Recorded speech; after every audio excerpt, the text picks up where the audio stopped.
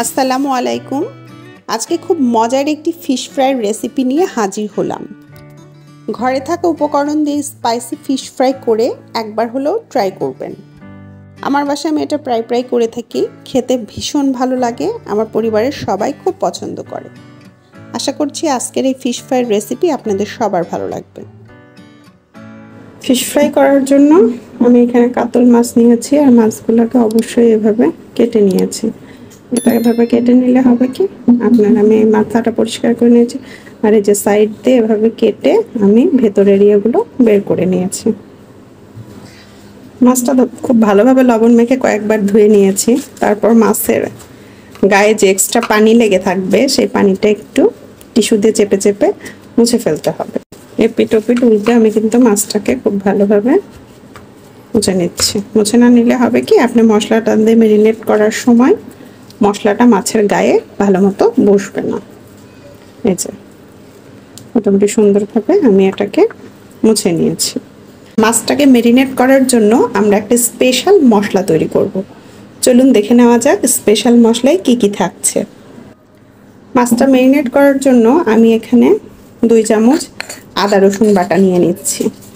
যেহেতু 2টা মাছ, তাই আমি 2 চামচ আদা রসুন বাটা দিয়ে ম্যারিনেট করব। হচ্ছে জিরা বাটা। জিরা বাটাও আমি 1.5 চামচের মতো ব্যবহার করছি। দিয়ে দিচ্ছি প্রয়োজন মতো লবণ। লবণটা একটু বুঝে ব্যবহার করতে হবে, কারণ আমি এখানে কিছু সস ব্যবহার করব। দিয়ে দিচ্ছি হলুদের গুঁড়ো। আমি হলুদের গুঁড়ো 1 চামচ ব্যবহার করছি। দিয়ে দিচ্ছি ধনিয়ার গুঁড়ো। ধনিয়ার গুঁড়ো আমি 1 চামচ ব্যবহার করছি। দিচ্ছি মরিচের গুঁড়ো। মরিচটা একটু স্পাইসি হলে ভালো লাগে, তাই আমি 1.5 চামচের মতো ইউজ করছি। 1/2 চামচের মতো গোলমরিচ, আমি গোলমরিচ ক্রাশ করে ব্যবহার করছি। দিয়ে দিচ্ছি কাবাব মশলা। এটা আমার ঘরে ছিল, আমি রাঁধুনির কাবাব মশলা ব্যবহার করছি। এটাও আমি 1.5 চামচের মতো ব্যবহার করছি। সয়া সসটা আমি 2 চামচের মতো ব্যবহার করছি। যেহেতু লবণ ব্যবহার করা হয়েছে, আবারও বলছি সসটা বুঝে ব্যবহার করতে হবে। দিয়ে দিচ্ছি ওয়েস্টার সস। আমি ওয়েস্টার সস 1 চামচের মতো ব্যবহার করছি। দিচ্ছি টমেটো সস। সসগুলো ব্যবহার করার কারণে ফিশটা একটা স্মোকি প্লাস একটু মিষ্টি মিষ্টি লাগবে। আপনারা এটা শুধু বারবিকিউয়ের মতো খেতে পারবেন। ভিনেগার দিয়ে দিচ্ছি 2 চামচ। আপনারা ভিনেগারের পরিবর্তে চাইলে লেবুর রসটা ব্যবহার করতে পারেন। ভিনেগার 2 না 3 চামচ দিয়ে দিচ্ছি আমি। সবার শেষে দিয়ে দিব সরিষার তেল। সরিষার তেলটা আমি 3 চামচের মতো ব্যবহার করছি। এবারে সবগুলো উপকরণ খুব ভালোভাবে মিশিয়ে আমি স্পেশাল মশলাটা রেডি করে নিচ্ছি।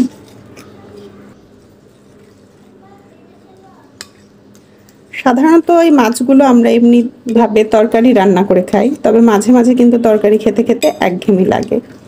সে সময় আপনারা চাইলে এভাবে সস তৈরি করে ফ্রাই করে খাবেন, খুব বেশি ভালো লাগে। বাচ্চারা তো অনেক পছন্দ করে। আমার ছেলে সাধারণত তরকারি রান্না করলে মাছটা খেতে চায় না, কিন্তু এভাবে তাকে ফিশ ফ্রাই করে দিলে সেটা সে খুব পছন্দ করে। খুব সুন্দরভাবে আমি মশলাটা তৈরি করে নিয়েছি।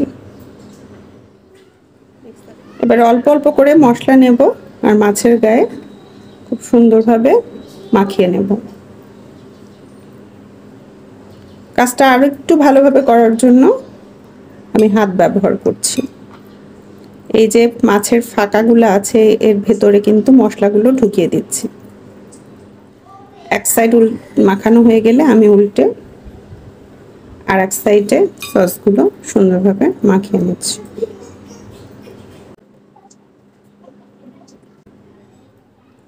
এই যে মাছের যে ফাঁকা অংশটা ছিল, মানে পেটটা ছিল, এর ভেতরে আমি কিছুটা মশলা ঢুকিয়ে আঙ্গুল দিয়ে চেপে চেপে ম্যারিনেট করে নেব, যাতে মশলাটা মাছের ভেতর পর্যন্ত ভালোভাবে পৌঁছায়। মাছ ভালোভাবে ম্যারিনেট করার পর আমার এই যে এতটুকু মশলা বেঁচে গেছে, এই মশলাটা কিন্তু আমি ফেলবো না। এই মশলাটা আমি মাছ ভাজার সময়, ফ্রাই করার সময় এটা আমার আবার কাজে লাগবে। মাছটা ম্যারিনেট করা হয়ে গেছে, ফিরছি 30 মিনিট পর। চুলায় প্যান বসিয়ে তাতে আমি পর্যাপ্ত পরিমাণ তেল দিয়ে দিচ্ছি। তেলটা একটু গরম হয়ে আসলে দিয়ে দিচ্ছি মাছগুলো। আমি যেহেতু একই সাথে দুইটা মাছ ভাজবো তাই সাইড করে রেখে আর একটা মাছও দিয়ে দিলাম। সাইড থেকে অল্প অল্প করে তেল তুলে দিচ্ছি।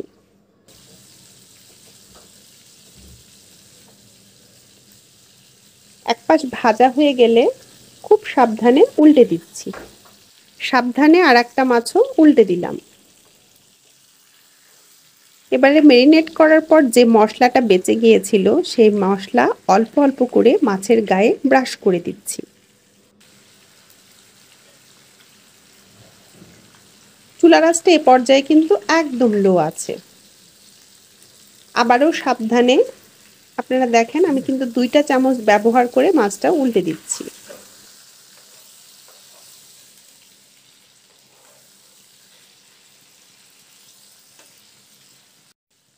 এই ওপরে মশলাগুলো ব্রাশ করার কারণে মাছের ওপরটা খুব ক্রিস্পি হবে এবং ভেতরেও কিন্তু খুবই দারুণ একটা ফ্লেভার আসবে।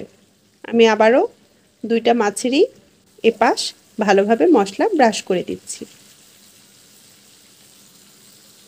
সাইড থেকে তেল তুলে তুলে মাছের উপরে দিয়ে দিচ্ছি। এভাবে উপরে তেল তুলে দিলে উপরটাও দারুণ হবে। দেখতেই পাচ্ছেন আমার মাছের এক পাশ কিন্তু মোটামুটি ভাজা হয়ে গেছে। এবারে চামচ দিয়ে ধরে খুব সাবধানে আমি মাছটা আরেকবার উল্টে নিচ্ছি। মাছটা উল্টানোর সময় সাবধানতা অবলম্বন না করলে মাছটা কিন্তু ভেঙে যাওয়ার সম্ভাবনা আছে, তাই খুব সাবধানে মাছটা উল্টে নিতে হবে। আজকের ফিশ ফ্রাই করতে আমি সয়াবিন তেল ও সরিষার তেল মিশিয়ে ব্যবহার করেছি, তবে আপনারা চাইলে শুধু সয়াবিন তেলে অথবা শুধু সরিষার তেলেও ফিশ ফ্রাইটা করে নিতে পারবেন। আর আমি এখানে কোনো ডিপ ফ্রাই করছি না, এজন্য আমি খুব অল্প তেলেই আমি মাছগুলো ফ্রাই করে নেব। আমার ফিশ ফ্রাইটা করা হয়ে গেছে, দেখতেই পাচ্ছেন উপর থেকে দারুণ একটা কালার এসেছে। চুলাটা বন্ধ করে চুলার উপর বসিয়ে রাখবো আরও 1 থেকে 2 মিনিট। আমি বলবো আমাদের দেওয়ার রেসিপিতে একবার হলো ফিশ ফ্রাই খেয়ে দেখবেন, ভীষণ মজা লাগে।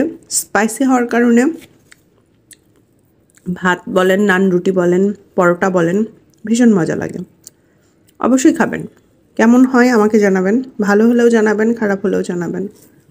সবাই ভালো থাকবেন, আমাদের জন্য দোয়া করবেন। আল্লাহ হাফেজ।